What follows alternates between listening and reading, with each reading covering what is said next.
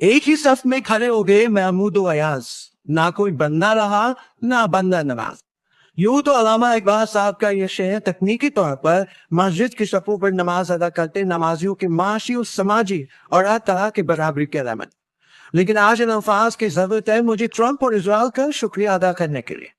دراصل آج ہم بات کریں گے ٹرمپ اور اسرائیل کے اس احسان کی جو انہوں نے پوری دنیا کی مسلم قوم پہ کیا ہے، اور جس کا قرض پورے عالم کا مسلمان مرتے دم تک نہیں اتار سکتا۔ آپ یقیناً حیرت میں پڑ گئے ہوں گے کہ مذہب اسلام کے سب سے بڑے دشمنوں نے آخر کون سا احسان مسلم قوم پر کر دیا ہے۔ جی ہاں، یہودیوں نے مسلم قوم پر وہ احسان کر دیا جس سے ہونے والی فائدے کا اندازہ لگانا ممکن نہیں۔ امت مسلمہ کی سب سے بڑی دشمن اگر کوئی ہے تو وہ ہے مسلمانوں کا آپس میں شیعہ، سنی، بریلوی، دیوبندی، صوفی، بورا، سلافی جیسے فرقوں میں تقسیم ہونا۔ یہ ایک ایسی کھائی ہے جس سے پورے